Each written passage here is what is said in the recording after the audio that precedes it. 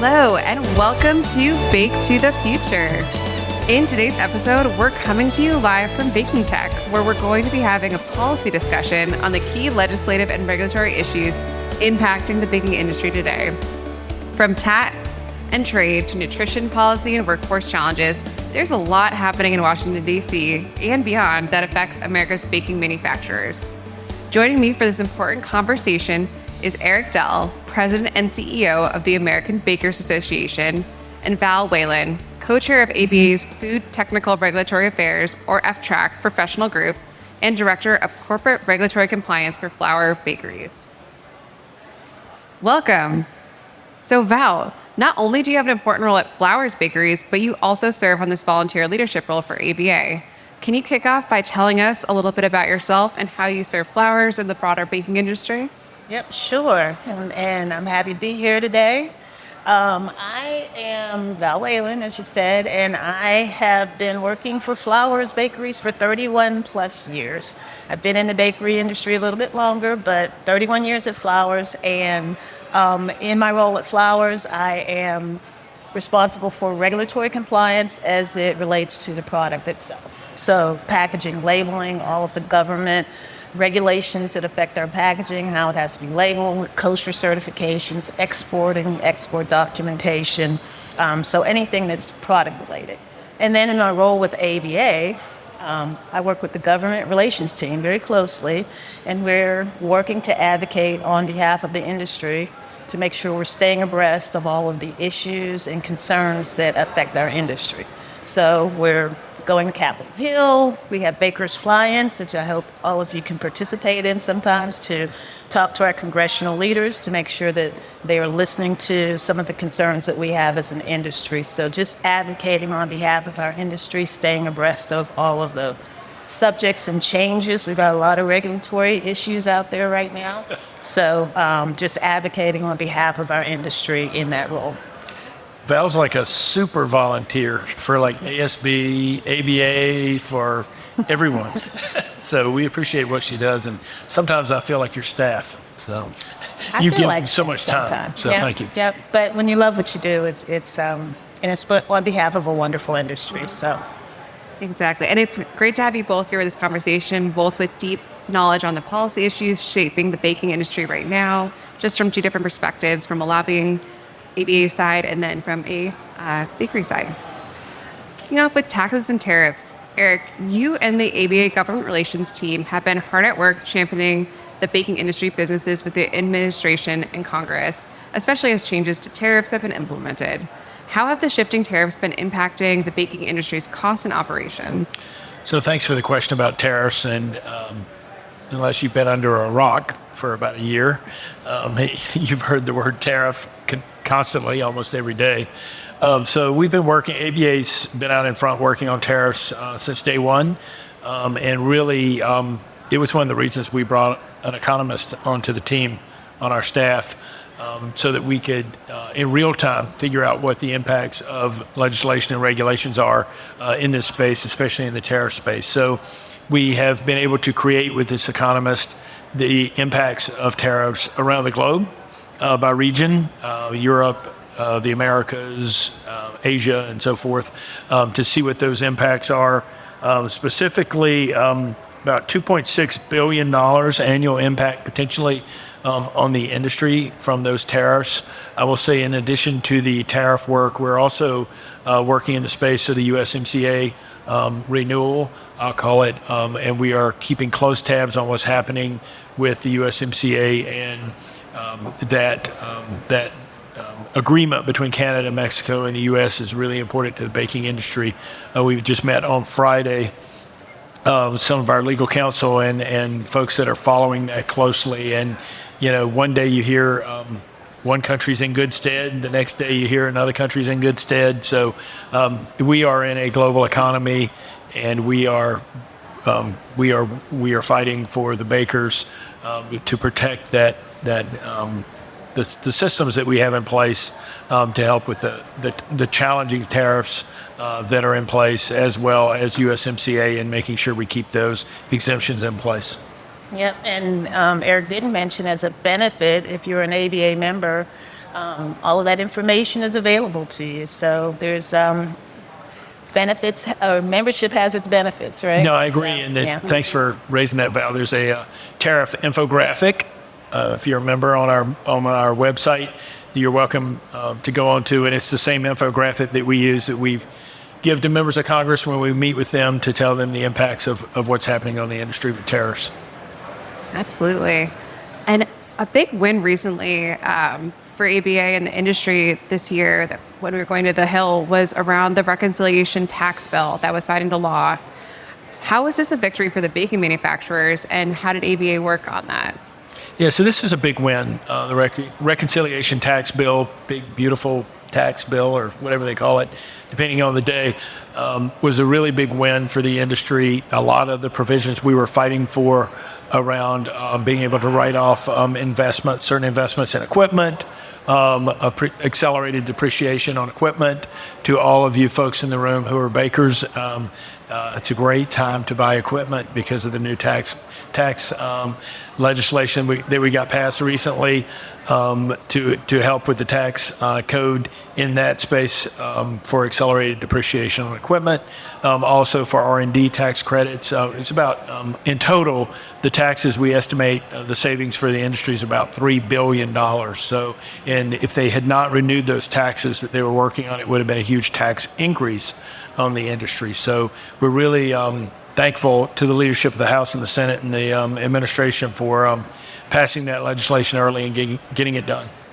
And great time with IBIE, where we learned a lot about the different innovations happening in the space right now. Absolutely. IBIE, there was so much to see there and so much to buy. So we hope you'll go out and really upgrade your technologies and advancements in the bakery. Another hot topic these days is nutrition policy.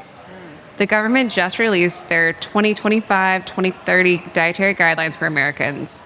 Val, why are they important, and what happens now that they've been announced? So first of all, I'd like to point out that during the whole dietary guidelines process, ABA was very active and vocal in speaking on behalf of our industry and making sure that our voice was being heard. So we weren't just sitting back watching the guidelines being developed, but we've all seen the upside down pyramid now, and we had a part in making sure that the grain stayed on the pyramid, at least there, it's at the bottom. Some people say it's at the bottom. I look at it as the support of the pyramid. I was going to say, we're holding up the entire That's right. food We are industry. holding up the pyramid, and it's a delicate balance the way it's set up. So we're still there, but some of the things that we stayed abreast of, making sure that enriched and fortified grains were still being mentioned, and making sure that the whole wheat and whole grain items are still part of that pyramid. But when you look at the effect of what's been communicated now, you look at the daily recommendation is now for whole grains. So 2 to 4 servings of whole grains, where it was 3 to 6 servings of whole and enriched grains, making half of them whole. So there's a little bit of shift there. There was a recommendation to reduce the intake of refined whole grains, and they specifically mentioned white bread.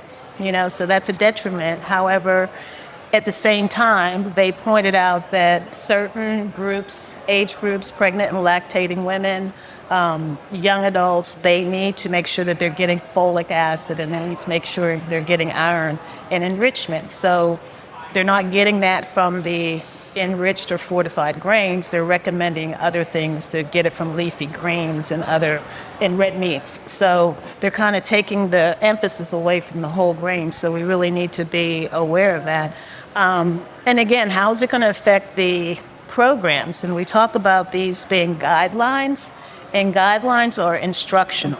But organizations like the USDA, the school lunch programs, they have to look at these guidelines and figure out how they're going to implement, or if they're going to implement these into their program.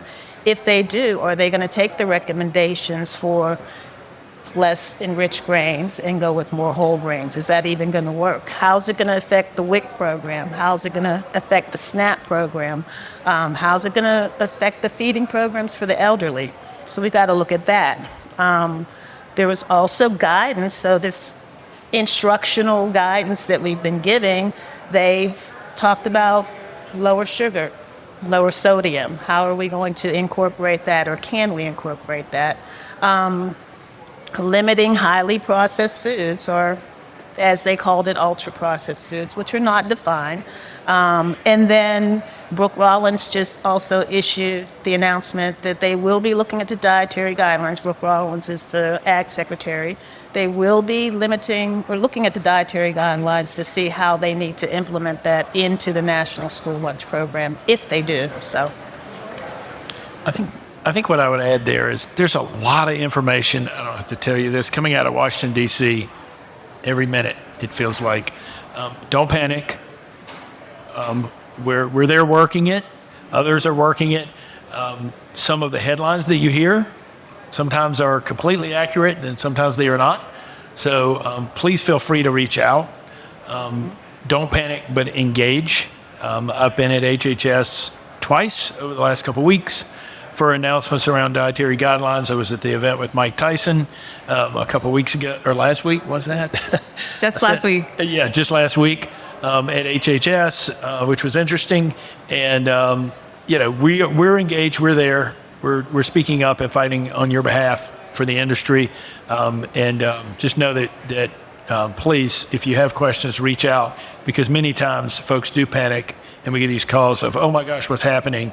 And once we walk them through the process, not always, but most of the time when we walk them through of what the actual process is, as Val talked about, they understand that we have friends at USDA. We've been working in these arenas ABA's been working in these arenas for 30 years. So, and we have lots of folks at FDA and USDA and Congress and HHS that actually want to hear us and want to hear and support the industry.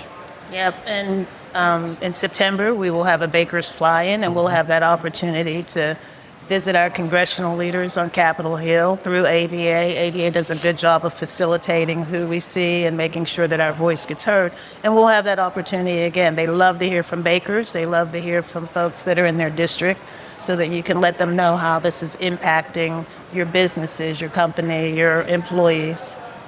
And we really try to make sure that people are paired up together so they're talking to the folks that would impact the most. Yep. So, Eric, you started to touch on the MAHA movement and the role ABA has had with championing the baking industry.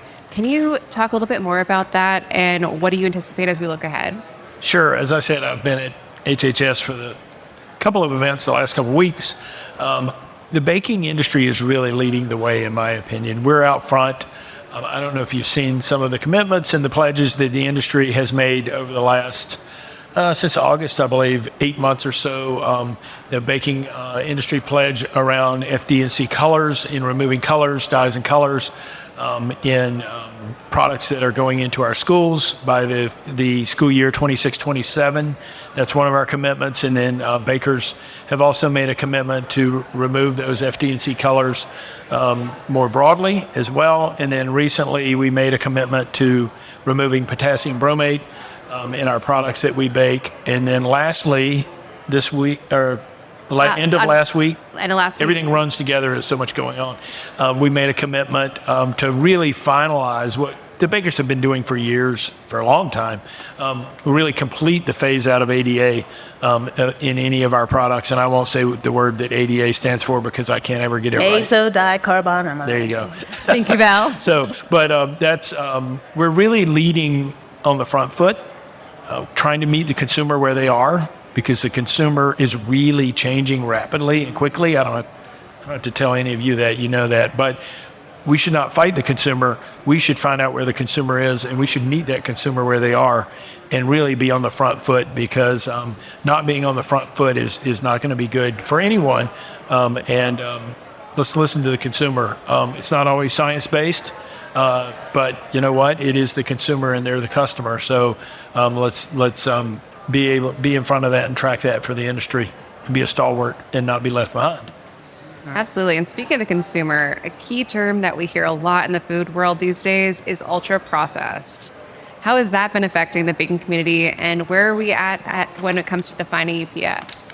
Val, I know this has been a big topic with F-Track recently. Yes, it has. We recently had our ABA F-Track meeting a few weeks ago. It was a virtual meeting, but we had a presentation on ultra-processed foods. We were just trying to understand the origins of the terminology, but the ABA F-Track and the ABA leadership has been working to stay abreast of how this is being defined. So we have submitted comments to FDA as they are trying to define what an ultra-processed is. They seem to be a little hands-off right now because they know that's a big challenge. But we're working with FDA to help them define that.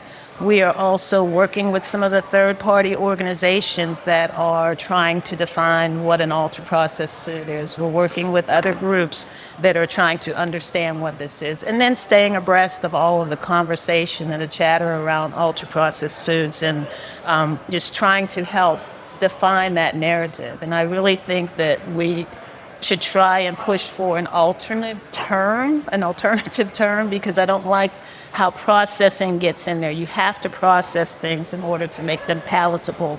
So if we could find another terminology and help, determine what this narrative is going to mean. But it is a lot, and we have been trying to stay abreast of all of the conversation, engaging FDA. We had a presentation from the organization that's actually trying to have a non-ultra-processed foods symbol that goes on the package and the certification. So we've been working with them. So we're definitely staying abreast of that conversation. A positive development in this space is we recently spoke with FDA, and their comment was that this is a lot more difficult to define ultra-processed food than what they thought. So I think they're learning that this is not an easy task, and it's going to take a lot of work and may not be able to be defined. Right. So we'll keep plugging away on it, but Val and F-Track have been really leading the way. So. And on that point, what would you like to see policymakers and the public better understand about processing and food production that we're seeing that myth versus facts play out? I think it goes to our comments that ABA provided to FDA when we talked about ultra-processed foods. They should not be concerned about how many pieces of equipment the food goes through or how much processing. They should care about, if we're really caring about consumers' health and Americans' health, we should care about the nutrient density of the food that is coming out at the end of that is being consumed by the consumer. We should care about that nutrient density and not how many pieces of equipment that it goes through, or how many ingredients it has. It's about the nutrient density of the food. So we're hoping that we've worked not only with bakers but across the entire food sector to kind of, and the grain chain as well, with others in the grain-based foods, to say it is about nutrient density. We care about people's health. We're not concerned. They shouldn't be concerned when they're defining something about the process that it goes through, but it should be really about folks' health. Jumping into our last topic around workforce, since that's also big in the news these days. Workforce shortages are affecting a lot of industries right now. What are bakeries facing right now when it comes to hiring and retention? Yeah, this is the number one issue. I thought it would be nutrition and other things when we have board meetings, and I'm like, what's the number one thing that's keeping you up at night? And it is almost 100% workforce. And retaining, securing talent, and keeping that talent in place in your bakery or in your OEM facility, operating facility. So over the course of the past year, ABA has partnered with the CAPS network, which is a program that I toured out in Kansas City, which is a tremendous program for high schoolers that teaches them trades, takes them out of the school during the school day, and they can learn different trades in the high school years, and this helps them prepare for certain jobs in certain industries. We have been working with the CAPS network. They are now all across the country in different states, and we'll continue to work with them to expand and build a curriculum for those high school students so that they can come out and know what baking is and have a career in baking. I was really impressed. If anyone knows what this CAPS program is, if you've been to Kansas City and seen it, it's quite amazing in Kansas City. where they have these students coming through, and the students are really impressive. So I think that is part of it, the CAPS program, but also we've got our education hub, and kudos to ASB, who gave a shout out earlier for our partnership really together. ASB, we believe, is the place where folks should go within the industry to get educated. So we partnered with ASB, as was mentioned earlier in the programming in the general session, and we'll continue that partnership and hopefully grow that partnership, Kristen, we hope, to educate the industry and folks looking to enter into the baking industry. So it really is about what we heard time and time again. I don't know if you and the audience would agree, but you have to reach folks before they get to college. It's really reaching them in the high school years. That's the reason that we partnered with the CAPS program. So we've seen some success there. We're building it out, and it takes a while, but you have to start somewhere. And it's tough out there. It's a tough environment for labor and keeping that good labor. Because if you got someone good, you need to have those benefits, and you need to have the people are just not coming to go to a job. They want a purpose. They want a purpose-driven job. The next generations that are coming along, really, when I was growing up, they just say, get to work, go to work, great, do your job. But people actually want a purpose now, so, and good for them. So. Yeah, and there's definitely a talent gap that has been created. So over my years in the industry, I've seen a lot of the expertise retire or go to other industries, and we've lost a lot of key subject matter experts in our industry, and we want to be innovative and strategic about how we are backfilling those jobs. I looked at the luncheon that we had today, and you look at the Hall of Fame inductees, and then you look at the rising bakers like Peter Rasmussen, who was acknowledged as a rising baker. And I worked with Peter on the planning committee, and I saw him rise in this industry, and we've really got to continue to embrace that. A lot of the programs that ASB is doing and the partnership with the other organizations is making sure that we're providing scholarships, that we're providing mentorship. So it's got to be strategic. Intentional is a word that everybody's using now, so we've got to be intentional about how we are recruiting for our industry and retaining for our industry also. Yeah, and ADA helps us do that. This is a little far-fetched for right now, maybe, but I was talking about the changing workforce. I was talking to someone, this young guy, he's like 22 years old the other day, who's into the baking industry now, and he's, I think he was from the Netherlands, and he's now in San Francisco. And in the office next to him, he was in San Francisco in one of the tech hubs. There was a humanoid robot working in the office next door to him. So reminds me of the speaker today, but it was really interesting. So I think there's going to be a lot changing in the workforce. That was the first I'd run into that. So. Yeah, and the other thing that's wonderful about our industry is that we have all those things that can attract the younger generation. Absolutely. We've got the technology, we've got, manufacturing, we've got maintenance, we've got the IT, we've got all of those things that they're interested in. They're right here in the baking industry, and then you're applying it to something that's wonderful and delicious, so. Yeah. Exactly. It's just getting it in front of them and getting it in front of the right folks that are rising. It's really a family. Yeah, for sure. To your point, Bill. For sure.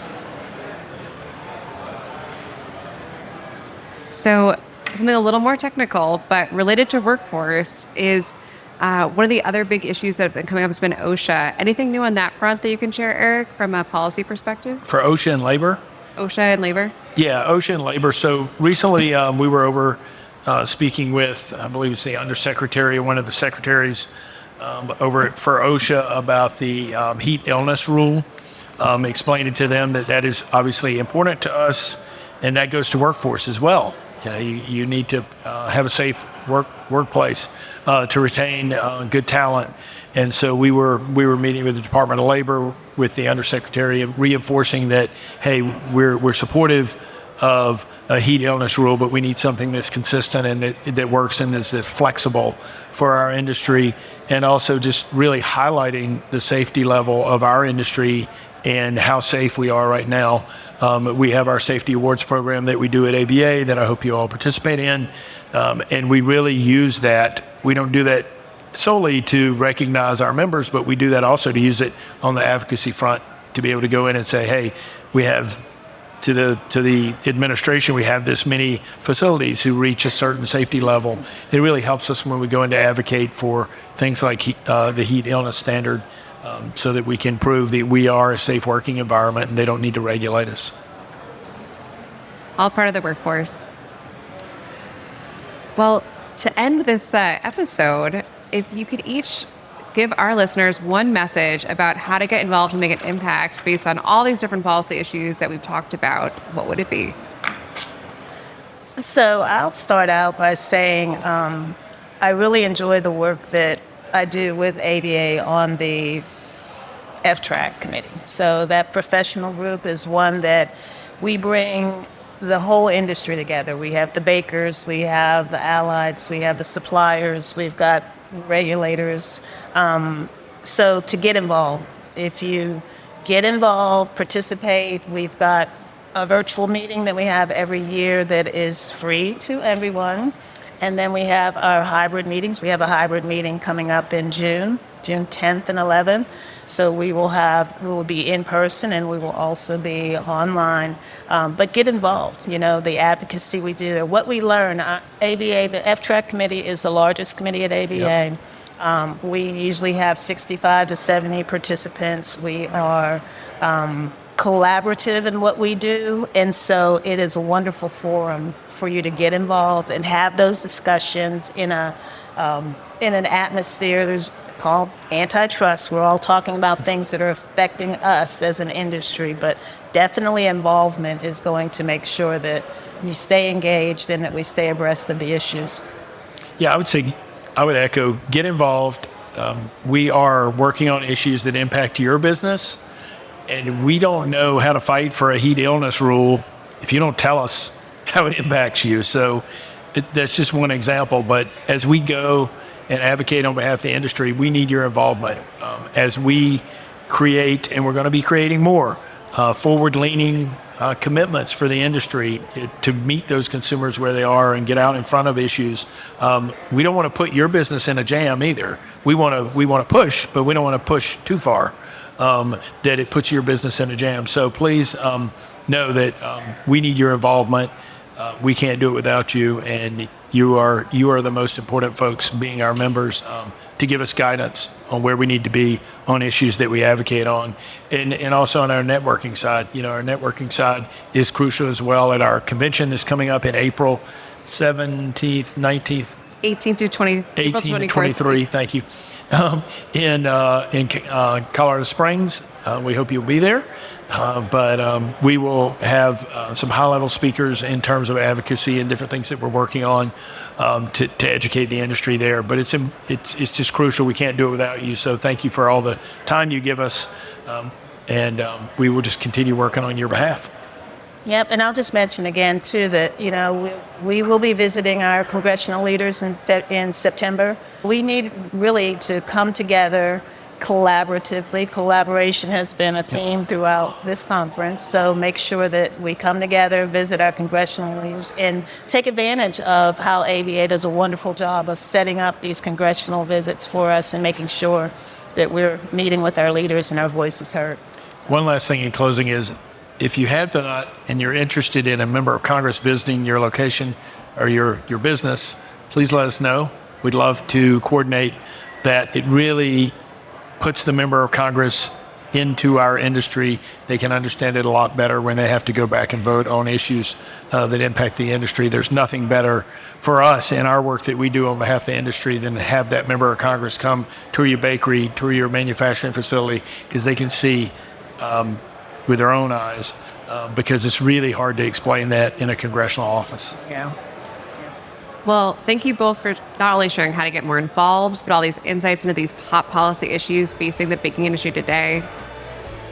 If you're a member of the American Bakers Association, we'd love to hear from you. If you're a prospective member here today looking to learn more or online, we encourage you to reach out as well.